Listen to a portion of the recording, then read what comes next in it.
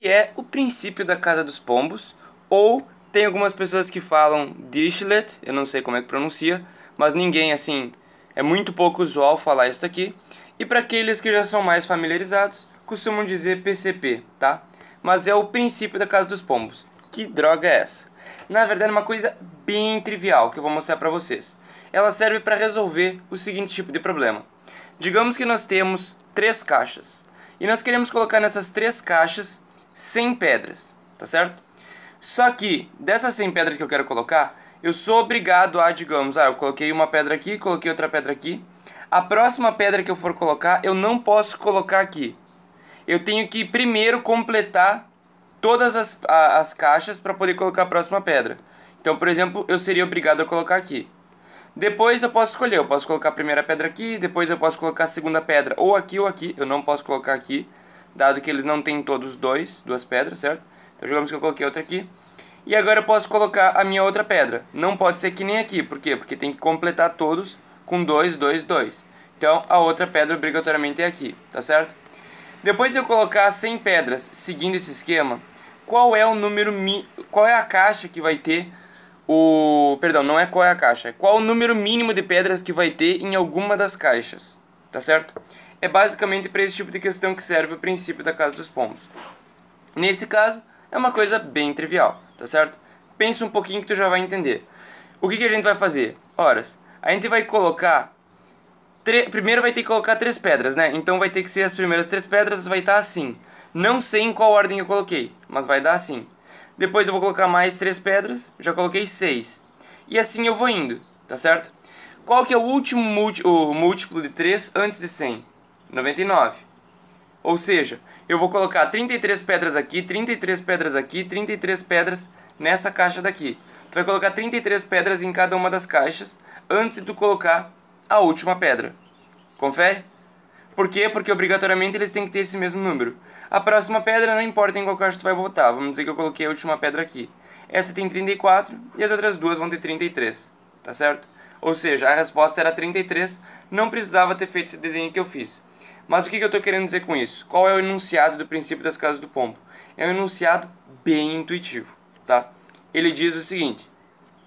Se você tiver N casas de pombo, por exemplo, e nessas N casas de pombo, tá? Eu quero colocar N mais 1 pombos, com certeza absoluta, uma das casas vai ter 2 pombos, tá? Ou seja, eu tenho N casas, eu tenho 5 casas e 6 pombos. Em uma das casas vai ter que ter 2 pombos. Tranquilo? É basicamente essa a ideia. É algo muito intuitivo, concordo. Só que ajuda a resolver muita questão. Por exemplo, digamos que nós temos... deixa eu pensar. Digamos que nós temos 5 pontos que nós queremos colocar dentro de um quadrado do lado 2. Tá certo? Perdão, quadrado do lado 1. Aqui é 1, aqui é 1. Tranquilo? Eu quero... Não, do lado 2. Damn it. Eu tenho um quadrado de lado 2 e lado 2.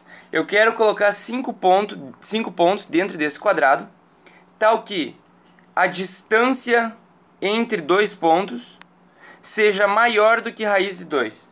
Quero colocar 5 pontos dentro desse quadrado, tal que a distância entre quaisquer 2 pontos, certo? A distância entre qualquer 2 desses pontos vai ser maior do que raiz de 2. Isso é possível? Essa é a pergunta. Tenta responder que eu já vou mostrar a resposta, certo? É uma questão que no início ela não é nem um pouco trivial, mas se tu pensar um pouco, tu consegue aplicar o princípio da casa dos pombos. E é por isso que é legal conhecer.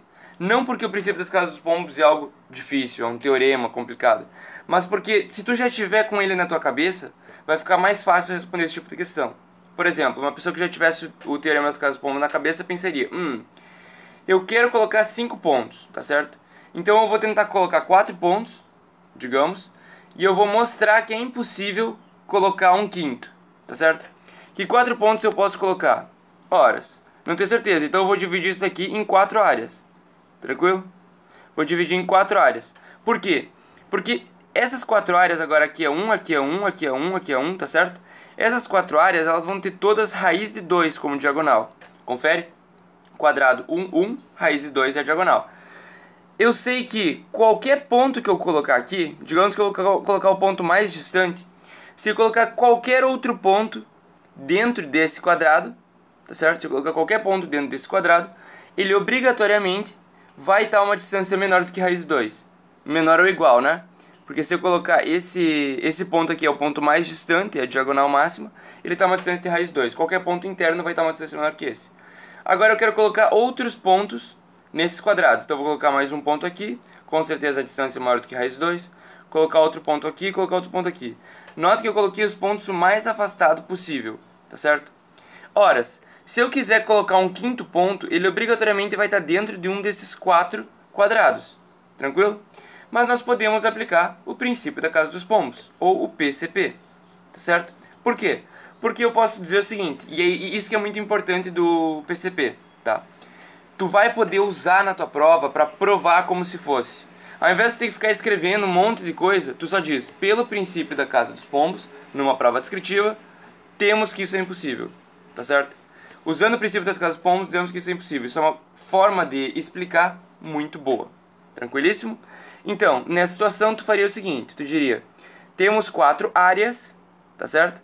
E qualquer outro ponto dentro dessas 4 áreas vai ter uma distância menor que raiz de 2. Pelo princípio da casa dos pombos, tá certo? Nós temos 4 espaços e 5 pontos. Não é possível colocar 5 pontos em 4 espaços. Beleza? Era só ter colocado, então, pelo princípio das casas dos pombos.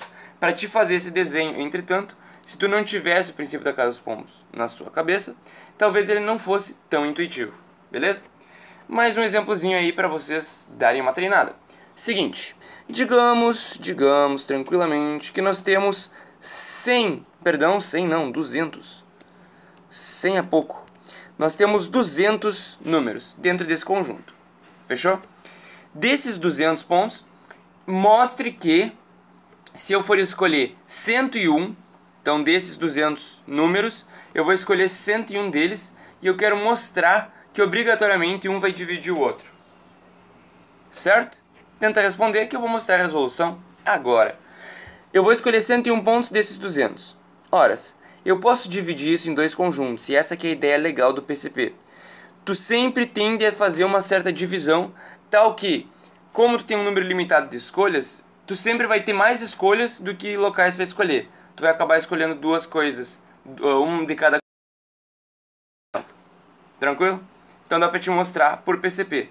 Outra forma que dava para te dividir, por exemplo, era ter feito a divisão 1, 3, 5 e colocar todos os números ímpares até 199. Beleza? E aqui a gente ia colocar o 2, o 4, etc. até o 200.